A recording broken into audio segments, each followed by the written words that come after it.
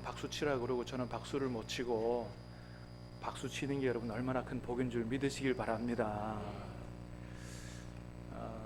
칼럼에도 썼습니다만은 한쪽 팔이 불편하니까 장애를 가진 분들이 정말 얼마나 대단한지, 그 불편함을 가지고 어떻게 그렇게 씩씩하게 살아오는지 그런 생각을 다시 한번 하게 되고, 또 모든 게 다 안 아프고 잘 작동하는 게 얼마나 큰 하나님의 은혜인지 다시 한번 깨닫게 됩니다. 여러분, 오늘까지 살아온 모든 것들이 다 우리 하나님의 은혜요 축복인 줄로 믿습니다. 하나님 앞에 늘 감사와 기쁨이 충만하기를 주님의 이름으로 축복합니다.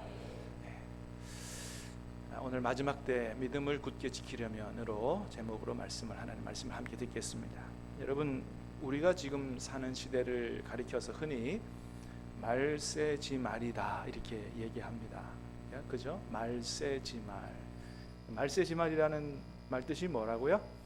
말세 중에 말세다, 그런 뜻이죠.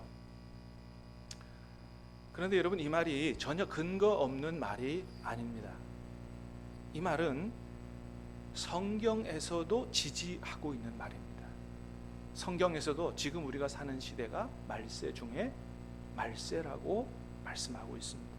그래서 여러분, 오늘 우리가 읽은 말씀에, 오늘 하나님 말씀에 우리가 이렇게 말씀하고 있어요. 18절 말씀을 같이 보겠습니다. 시작. 아이들아, 지금은 마지막 때라. 적그리스도가 오리라는 말을 너희가 들은 것과 같이 지금도 많은 적그리스도가 일어났으니 그러므로 우리가 마지막 때인 줄 아노라. 아멘. 하나님 말씀이 말씀해요. 지금이 마지막 때라는 거예요. 근데 여러분, 여기서 말씀하는 지금은 언제예요? 지금이 아니고 2000년 전을 얘기해요. 그러니까 성경은 이미 2000년 전에 말세가 왔다라고 말씀하고 있는 거예요. 성경에서 흔히 말세를 어떻게 말씀하냐 하면, 2000년 전에 예수님께서 이 땅에 오셨을 때로부터 시작해서 예수님이 다시 오실 재림의 그때까지 전체를 말세라고 이야기합니다. 그러니까 오늘 본문의 시대가 말세일 수 있는 거죠. 예수님 오신 이후니까. 왜 그러냐 하면, 하나님께서 운행하시는 이 세상의 역사를 흔히 구속 역사 내지는 구속사 그렇게 얘기하는데, 그 구속, 하나님이 운행하시는 구속 역사를 대략 흐름을 보면 이렇습니다. 스크린에 보면 그래요. 하나님 천지를 창조하셨죠. 인간이 죄를 범하고 타락했습니다. 그때부터 하나님은 이 온 인류를 구원하시고자 하시는 계획을 수립하시고 추진하시기 시작하셨어요. 그래서 아브라함을 선택하시고 또 여러 민족, 믿음의 조상들을 만드시고, 그 다음에 이스라엘이라는 나라를, 하나님 나라를 만드셨죠. 그 기간이 1000년이 넘어요. 구약 역사. 그리고 구약 역사를 통해서 예언되어진 우리 주 예수 그리스도께서 이 땅에 오셨죠. 그리고 예수님 십자가에 달리시고 부활 승천하신 이후에 성령이 오셨고 교회를 세우시고 복음을 증거하며 생명을 구원하는 일들을 지금까지 2000년 동안 하고 계시는데, 지금이 그런 시점이라는 거예요. 자, 요 시대가 지나가면 뭐가 된다고요? 주님이 오시고 심판이 이루어지고 천국이 완성되죠. 이게 하나님이 천지를 창조하실 때부터 하나님 나라를 완성하실 때까지 진행되는 하나님의 구속 역사의 흐름이에요. 그렇게 보면 지금 우리가 살고 있는 시대는 중간을 넘어서 맨 끝으로 가고 있는 거죠. 성령이 오시고 교회가 복음을 증거하고 생명을 구원하는 시기가 벌써 2000년이 지났어요. 재림이 가까워지고 있다는 것입니다. 심판이 가까워지고 있다는 거예요. 그렇습니다. 그래서 지금 우리가 사는 시대를 말세 중에 말세다, 말세지말이다, 그렇게 이야기하는 것입니다. 디모데후서 3장을 통해서도 지금 우리가 사는 시대가 그런 시대임을 다시 한번 확인하게 되지요. 한번 같이 읽어볼까요? 시작. 너는 이것을 알라. 말세에 고통하는 때가 이르러 사람들이 자기를 사랑하며 돈을 사랑하며 자랑하며 교만하며 비방하며 부모를 거역하며 감사하지 아니하며 거룩하지 아니하며 무정하며 원통함을 풀지 아니하며 모함하며 사는 선한 것을 좋아하지 아니 배신하며 자만하며 더하며 그렇습니다. 여러분 어떻습니까? 이게 말세에 나타나는 현상들이라는 거예요. 지금 우리가 사는 시대를 가리키는 것 같지 않습니까? 다 그렇죠. 그렇기 때문에 이 말씀이 사실이라면 이 마지막 때를 살아가는 우리가 정신을 바짝 차려야 된다는 겁니다. 왜냐하면 하나님의 말씀은 마지막 때가 되면 될수록 나중에 지옥의 유황 불못에 던져질 그 마귀와 사단이 자기의 마지막 때가 얼마 남지 아니한 줄 알고 아주 강력하게 사람들을 자기의 사람으로, 마귀의 사람으로, 함께 지옥 갈 사람으로 그렇게 집어삼키기 위해서 아주 발악을 하는 시대가 마지막 때이기 때문에 그렇다는 것입니다. 요한계시록이 그걸 아주 잘 보여주고 있습니다. 같이 볼까요? 요한계시록 12장 9절입니다. 시작. 큰 영의 옛뱀 곧 마귀라고도 하고 사단이라고도 하며 온 천하를 꿰는 자라. 그가 땅으로 내쫓기니 그의 사자들도 그와 함께 내쫓기니라. 큰 용이 누구라고요? 큰 용이 옛뱀 곧 마귀라고도 했다. 8절에 9절에 그랬죠. 자, 12장 17절입니다. 시작.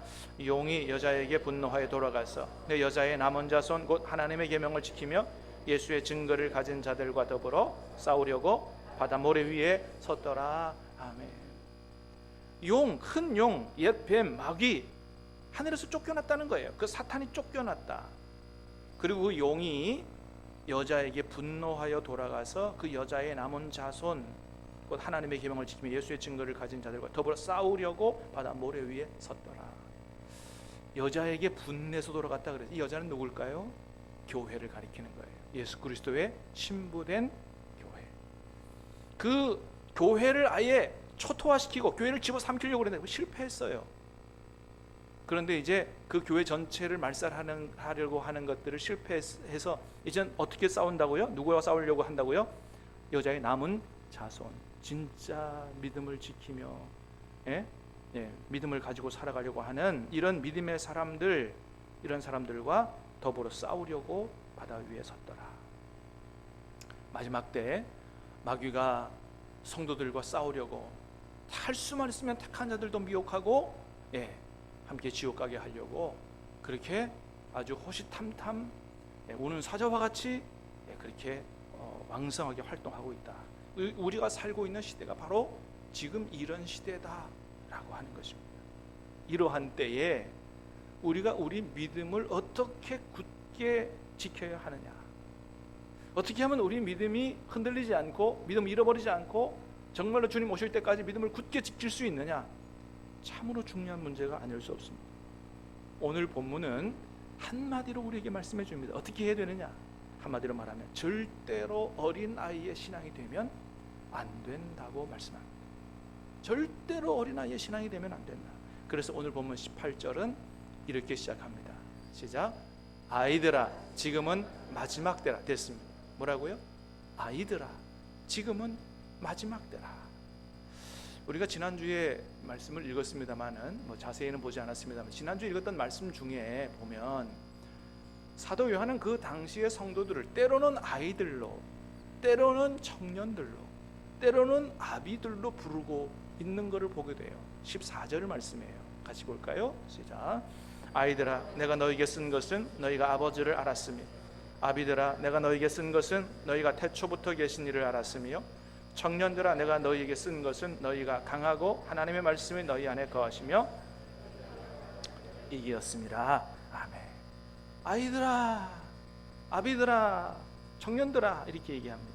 여러분 이건 뭘 얘기하는 거냐 하면 그냥 나이 결혼해서 아비가 된 또 청년들을 향해서 이렇게 이런 걸 얘기하는 게 아니에요. 당시 성도들의 영적 수준을 이야기하는 겁니다. 영적으로 아이들에게 말한다. 여러분 영적으로 아이들은 어떤 사람들일까요? 자기 믿음도 제대로 지키지 못하는 사람들이 영적으로 어린 아이들이라는 거예요. 청년들은 어떤 사람들일까요? 이제 좀 힘이 생기고 건장해서 자기 앞가림은 자기가 할 수 있는, 자기 믿음은 그래도 지킬 수 있는 이런 사람들이 청년에 해당한다. 그러면 아비들은 어떤 사람들일까요?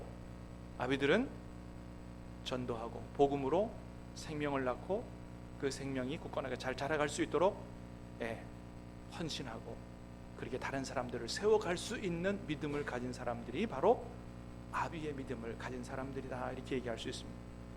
주로 사도 바울 같은 사람들이죠. 그 사도 바울이 여러분 이런 얘기를 자주 했어요. 고린도전서 4장 15절 보면 그랬습니다. 시작. 그리스도 안에서 일만 스승이 있으되 아버지는 많지 아니하니 그리스도 예수 안에서 내가 복음으로써 너희를 낳았습니다. 여러분, 복음으로 사람들을 구원할 수 있는 새 생명을 낳는 이런 사람들이 아비가 아니겠어요? 그렇습니다. 사랑하는 여러분, 간절히 바라기는 저와 여러분의 믿음이 우리의 영적 성장의 목표는 그리스도의 장성한 분량까지라고 했어요. 지금 수준에서 만족하지 말고 하나님의 은혜와 우리의 열심을 통해서 성령의 도우심을 따라 우리의 믿음이 사도 바울을 넘어 그리스도의 장성한 분량까지 자라감으로 말미암아 복음으로 다른 사람의 생명을 구원하고 그들의 믿음을 세워줄 수 있는 그런 아비의 믿음을 다 가질 수 있게 되기를 우리 주님의 이름으로 축복합니다. 그러지 못하고 여전히 어린아이의 신앙에 머물러 있으면 마귀와 이단들의 표적이 된다라고 하는 것입니다. 여러분, 가끔 뉴스에 어떤 도시에서 아이가 유괴당했다 이런 얘기를 많이 나오는데, 그렇죠, 여러분, 유괴범들은 주로 유괴 대상을 누구로 정해요? 어린아이들로 정하죠. 청년들을 유괴 대상으로 안 정합니다. 왜 어린아이들 유괴 대상으로 정할까요? 애들은 자기가 믿고 따라가야 될 사람이 누군지, 그렇지 않은 사람이 누군지 잘 분간하지 못하기 때문이에요. 내가 따라가야 되는지 안 따라, 이 사람 따라가야 되느냐 안 따라, 이 분별을 잘 못해요.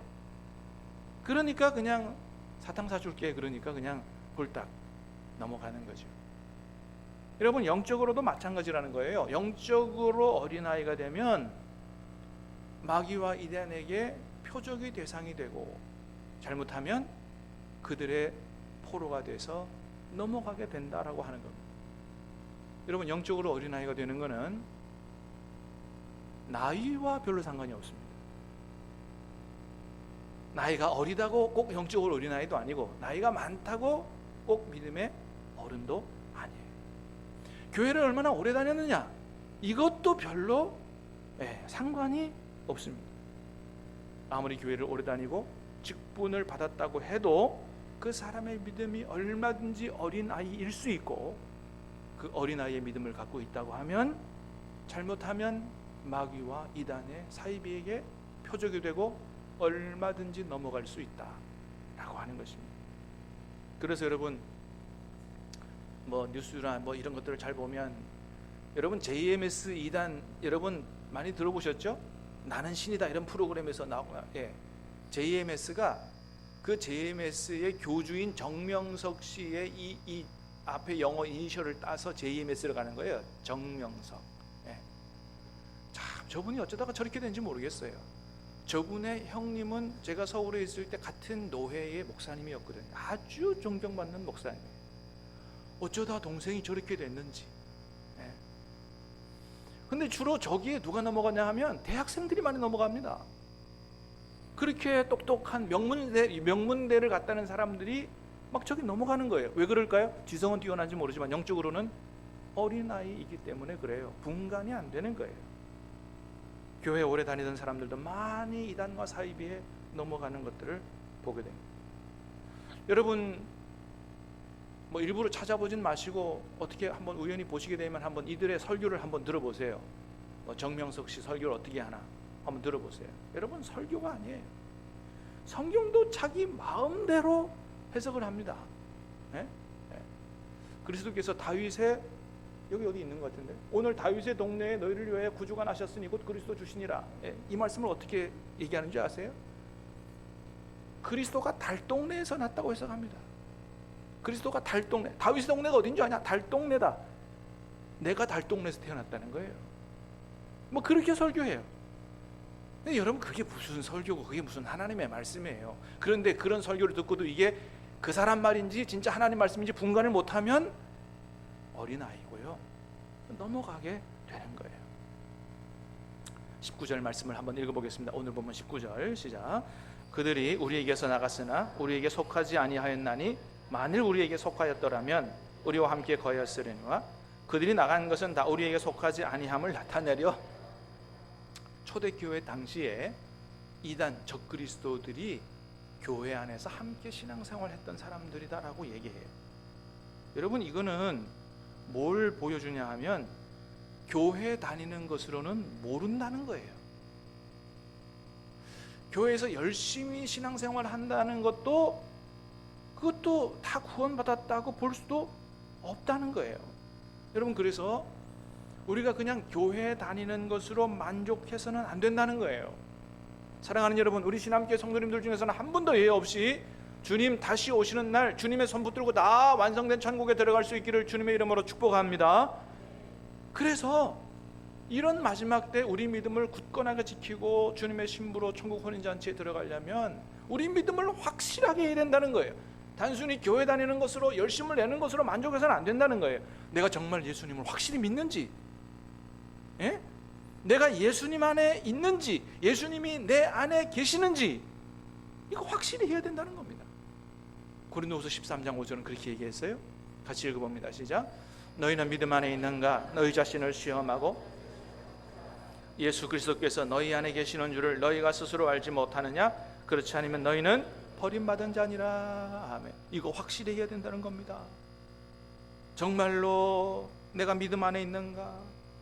확증해라 이거. 예수 그리스도께서 너희 안에 계시는 줄을 너희가 스스로 알지 못하느냐? 이거 확실히 하지 않으면 굉장히 위험하다. 사랑하는 여러분, 예수님이 내 안에 계시는 것을 확실히 깨달아 알 수 있는 은혜가 있게 되기를 다시 한번 주님의 이름으로 축복합니다. 핵심이에요. 여러분, 주로 이단과 사이비들이 어떤 사람들이냐 하면 예수님을 그리스도 메시아로 인정하지 않는 사람들이라고 했어요. 22절 말씀을 다시 읽겠습니다. 시작. 거짓말하는 자가 누구냐? 그리스도이심을 부인하는 자가 아니냐? 아버지와 아들을 부인하는 그가 적그리스도니. 누가 적그리스도라고요? 아버지와 아들. 예수님이 하나님의 아들이심을 부인하는 그가 적그리스도다. 그래서 지난번에도 말씀드렸습니다만 초대교회 당시에는 교회의 성도들을 미혹하는데 가장 위험한 단체가 누구였다 그랬냐면 영지주의자들이라고 그랬어요. 왜냐하면 이 영지주의자들은 예수님을 하나님의 아들로 메시아로 인정하지 않는 사람들이었기 때문에 그렇습니다. 그들이 주장하는 건 이원론이라고 그랬어요. 이원론이 뭐냐 하면 영은 선하고 거룩한 거고 이 육신, 물질은 아주 악한 것이기 때문에 절대 둘이 하나 될 수가 없다.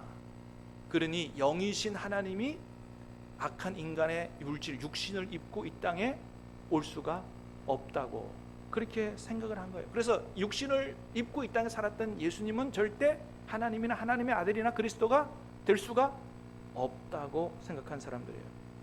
그래서 그 당시 영지주의자들의 한 부류인 케린투스주의자, 그 대장이 케린투스라고 하는 사람이라서 케린투스주의자라 그럽니다. 그 사람의 주장을 따라가는 사람들이에요. 이 사람들은 예수님을 그리스도로 인정하지 않았습니다. 단지 요셉과 마리아의 아들이요, 단지 훌륭한 사람에 불과하다, 그렇게 인정했죠. 어떻게 십자가에서 죽은 예수가 우리를 구원하는 메시아가 될 수 있느냐? 그런 거죠. 그렇습니다. 그 당시에 이단들은 예수님을 직접적으로 그리스도로 인정하지 않는 사람들이었습니다. 근데 요즘 이단들은 어떤가요? 요즘 이단들은 옛날보다 단수가 한 단계 높아졌습니다. 그러니까 마귀가 이제는 그런 것으로는 사람들을 미혹하는 게 잘 안 된다는 걸 알고 교묘하게 다른 이단들을 만들어냈는데, 어떤 이단들을 만들었냐 하면 겉으로는 예수님을 인정하는 척 하지만 실제로는 예수님을 그리스도로 인정하지 않는, 입으로는 예수님을 시인하지만 행위로는 절대 예수님을 인정하지 않는 이런 이단들을 많이 만들어냈다는 거예요. 그래서 신천지, JMS 이런 사람들의 포교 내용, 설교 내용을 들어보면 그들도 예수님 이야기하긴 합니다. 근데 문제는 뭐라고요?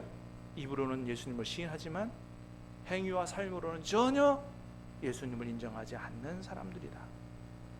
그래서 신천지 뭐라고 가르치냐 하면 성도들을 미혹하고 자기네 사람으로 만들기 위해서는 거짓말해도 괜찮다는 거예요. 그게 모략이라고 가르치는 겁니다. 세상에 어떻게 진짜 하나님의 백성들이 거짓말을 해도 된다고 가르친다는 말이에요. 제임스 정명석 이 사람도 설교 내용 들어보면 예수님 이야기를 해요. 그런데 뭐예요? 행위로는 전혀 예수님을 인정하지 않는 사람이에요. 여대생들 미혹해서 자기의 성노리개로 삼고, 이런 사람이 어떻게 하나님의 사람일 수 있냐 이거죠. 여러분, 디도서 1장은 그래서 이렇게 말씀합니다. 같이 읽어봅니다. 시작. 그들이 행위로는 부인하니 가증한 자요 복종하지 아니하는 자요 모든 선한 일을 버리는 자니라. 그들이 하나님을 시인해요. 뭐로는 부인한다고요? 행위로는 부인해요. 가증한 자예요. 사랑하는 여러분, 저와 여러분들이 예수님을 나의 주님이라고 입으로만 시인할 게 아니에요. 우리 삶으로 우리 주님을 나의 주님으로 인정하고 영접하고 믿고 통치받게 되기를 주님의 이름으로 축복합니다. 그래서 진짜 믿음은 삶으로 나타나는 거예요. 입으로만 시인하는 자들, 하나님의 뜻대로 살지 않는 사람들에게 주님이 분명히 경고하셨어요. 마태복음 7장 22절입니다. 시작. 그날에 많은 사람이 나더러 주 선지자 노릇하며 주의 이름으로 귀신을 쫓아내며 주의 이름으로 많은 권능을 행하지 아니하였나이까 하리니 그때에 내가 그들에게 밝히 말하되 내가 너희를 도무지 알지 못하니 불법을 행하는 자들아 내게서 떠나가라 하리라. 그렇습니다. 그래서 주님의 이름을 말하고 주님의 이름으로 뭘 한다고 해가지고 예수님의 이름을 얘기한다고 하고 밖에 예수님의 예수님이라고 교회라고 간판을 걸었어도 여러분 잘 분별해야 된다는 겁니다. 진짜 교회인지 가짜 교회인지 잘 분별해야 된다는 거예요. 사랑하는 여러분, 우리의 유일한 구세주는 우리 주 예수 그리스도밖에 없는 줄로 믿습니다. 여러분, 이 복음의 진리 위에 든든히 서게 되기를 주님의 이름으로 축복합니다. 누가 뭐라 그래도 다른 사람 그 어떤 이름도 우리의 구원자가 될 수가 없어요. 왜 그래요? 여러분, 우리가 구원받고 하나님의 자녀가 되려면 하나님과 우리와의 관계를 원수 관계로 만들었던 죄의 문제를 해결해야 돼요. 이 죄의 문제는 뭐로밖에는 해결이 안 된다고요? 피로밖에는 해결이 안 된다고 했어요. 이게 하나님이 우리 인간을 구원하시는 유일한 하나님이 정하신 비결이에요. 착한 일을 한다고 구원받는 게 아니에요. 죄의 문제가 해결 안 되면 안 되는 겁니다. 레위기 17장 11절 육체의 생명은 피에 있음이라 내가 이 피를 너에게 주어 제단에 뿌려 너희의 생명을 위하여 속죄하게 하였나니 생명이 피에 있으므로 피가 죄를 속하느니라. 그래서 구약시대에 하나님이 우리의 죄를 용서하고 우리를 품어 안아 주시기 위해서 죄 없는 수많은 짐승들이 그렇게 많이 죽어갔던 거예요. 그런데 하나님께서 구약시대를 통해서 이 대속의 원리를 통해서 우리가 구원받는다는 이 원리와 이 진리를 분명히 보여주신 이후에 때가 되어 더 이상 짐승이 죽어가지 않아도 온 인류의 죄를 대신할 수 있는 그런 능력의 피를 허락하셨는데 그 피가 누구의 피라고요? 죄 없으신 하나님의 아들이 육신을 입고 와서 피 흘려주신 그 십자가의 보혈이 바로 우리를 구원하시는 유일한 그리스도의 피인 것입니다. 할렐루야. 다른 피는 없어요. 다른 이름은 없어요. 여러분, 그래서 우리가 영적으로 어린아이가 되지 않고 이단과 사이비에 넘어가지 않으려면 십자가에 달리신 예수님이 누구신가? 예수님이 누구신가를 확실히 깨달아 알아야 할 줄로 믿습니다. 여러분, 예수님이 누구이신가를 확실히 깨달아 알기를 주님의 이름으로 축복합니다. 그리고 그 복음의 진리 위에 든든히 서야 돼요. 한때 우리나라 방송계에 아주 유명한 앵커이자 아나운서였던 조정민 아나운서라는 분이 계시죠. 젊은 분들 아니면 다 아는 분들일 뿐이에요. 이분은 본래 아주 철저한 불교 신자였습니다. 근데 자신의 아내가 아주 독실한 기독교 신자였어요. 새벽 기도까지 가서 열심히 기도하는 그런 분이었어요. 서울의 온누리교회를 다녔다 그래요. 그래서 불교 신자였던 이 조정민 아나운서가 아니 이 사람이 말이야 그냥 아침 새벽부터 교회 가가지고 기도한다 그러고 너무 열심을 내니까 안 되겠다. 내가 저기서 내 아내를 구원해야 되겠다. 그래서 도대체 교회라는 데가 뭐 하는 데인지 그래서 새벽 기도 몰래 가서 잠입 취재도 하고 내가 우리 아내를 구원하려면 성경을 제대로 알아야 되겠다. 그래서 성경을 막 5번씩 읽고 그랬습니다. 그러다가 어떻게 됐다고요? 이분이 목사님이 됐습니다. 할렐루야. 자기 아내를 교회에서부터 구원하게 되겠다고 그렇게 해서 막 교회에 들어가서 새벽 기도도 참여해보고 성경 읽다가 목사님이 됐어요. 이분이 나중에 어떤 책을 썼냐 하면 왜 예수인가라는 책을 썼습니다. 지금도 시중에 나와 있어요. 이 책에서 그런 얘기를 했어요. 기독교는 종교 이상이다라고 했습니다. 만일 내가 경험한 기독교가 여러 종교 중에 하나였다고 하면 철저한 불교 신자였던 나는 종교를 바꾸지 않았을 것이다. 그런데 내가 불교 신자에서 기독교로 종교를 바꾼 이유가 뭐냐? 내가 경험해본 기독교는 종교 이상이었다라고 얘기합니다. 여러분, 기독교는 종교 이상인 줄로 믿습니다. 왜 그래요? 사람이 만들어낸 게 아니기 때문이에요. 여러분, 하나님이 살아계신 줄 믿습니다. 하나님으로부터 만들어진, 하나님으로부터 생겨난 것이기 때문에 종교가 아닌 것입니다. 그러므로 사랑하는 여러분, 하나님이 누구신지, 왜 예수님인지 바로 깨달아 알기를 주님의 이름으로 축복합니다. 그 확실히 깨달아 알면 넘어오라 그래도 넘어갈 수가 없는 것입니다. 자, 그러면 우리가 어떻게 하면 정말 예수님을 제대로 알 수 있을까요? 예수님을 제대로 알 수 있는 방법은 뭡니까? 그건 바로 우리 안에 오신 예수님과 만나고 경험하고 사귀어 사는 것입니다. 여러분, 그래서 이 조정민 아나운서도 왜 예수인가라는 책에서 이런 얘기를 했어요. 17페이지에 나오는 얘기인데, 세상은 기독교를 종교라는 틀로 이해하려고 하지만 예수를 만난 사람은 예수는 종교가 아님을 압니다. 그러므로 아직 예수님을 만나지 못했다면 가장 먼저 해야 할 일이 예수님을 만나는 일입니다. 여러분, 그래요. 내 안에 오신 예수님, 살아계신 예수님 만나면 끝나는 거예요. 내가 만나봤는데 뭐. 여러분, 예수님의 살아계심이, 예수님의 구세주이심이 여러분, 여러분의 경험과 여러분의 삶을 통해서 증거될 수 있기를 주님의 이름으로 축복합니다. 저는 제가 경험해 보니까 그렇더라고요. 나는 다른 사람 간증 하나도 안 들어도 돼. 왜? 내가 경험했으니까. 내 삶이 간증이니까. 여러분, 다 그런 은혜가 있기를 주님의 이름으로 축복합니다. 그렇습니다. 더 확실한 방법이 없는 거예요. 남들이 뭐라고 해도 내가 만나봤는데 무슨 소용이에요. 그렇습니다. 예수님을 만나니까 철저한 불교 신자도 종교를 바꾸게 되고 목회자가 되더라. 그렇습니다. 사랑하는 여러분, 여러분 안에 오신, 제가 볼 때 여기 오신 모든 분들이 다 구원받고 여러분 안에 주님이 와 계신 줄로 믿습니다. 그렇지 않으면 매주일 이렇게 오실 수가 없어요. 예. 여러분, 무슨 제 설교가 여러분에게 뭐 매주마다 은혜가 됩니까? 그렇지도 않은데도 불구하고 매주마다 예배 드리러 오는 그 이유는 뭐예요? 여러분 안에 계신 성령께서 그렇게 감동하시고 여러분을 불러주시기 때문입니다. 여러분 안에 오신 예수님을 인격적으로 확실히 만나게 되기를 축원합니다. 날마다 그 주님과 사귀어 살게 되기를 주님의 이름으로 축복합니다. 넘어갈래야 넘어갈 수가 없는 것입니다. 그렇게 주님을 섬기고 사는 것이 다시 오실 주님을 만나는 가장 중요한, 가장 준비를 잘하는 것이라고 얘기합니다. 28절 말씀 시작. 자녀들아, 이제 그의 안에 거하라. 이는 주께서 나타내신 바가 되면 그가 강림하실 때에 우리로 담대함을 얻어 그 앞에서 부끄럽지 않게 하려 함이라. 아멘. 자녀들아, 이제 그의 안에 거하라. 이는 주께서 나타내신 바 되면 그 강림하실 때 우리로 담대함을 얻어 그 앞에서 부끄럽지 않게 하려 함이라. 주님 앞에, 주님 다시 오실 때 부끄럽지 않으려면 어떻게 해야 돼요? 주님 안에 거하라는 거예요.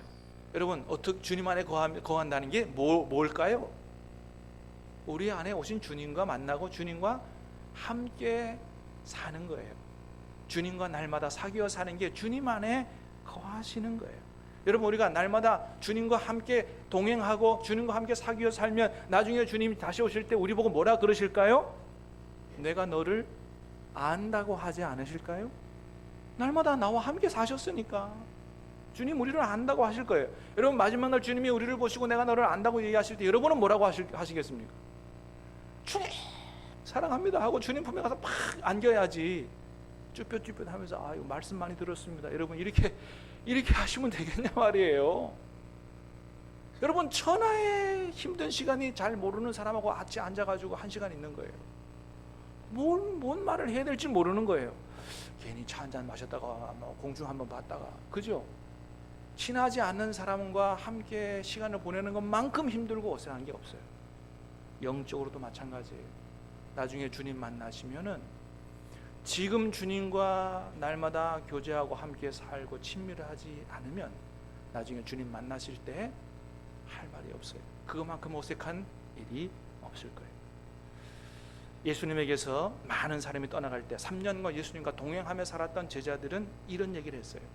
한번 같이 읽겠습니다. 시작. 예수께서 12제자에게 이르시되 너희도 가려느냐? 시몬 베드로가 대답하여 주여 영생의 말씀이 주께 있사오니 가오리까. 아멘. 주여 영생의 말씀이 여기 있사오니 우리가 누구에게로 가오리까? 이 고백이 저와 여러분의 고백, 일평생의 고백될 수 있기를 주님의 이름으로 축복합니다. 찬양하고 기도하겠습니다.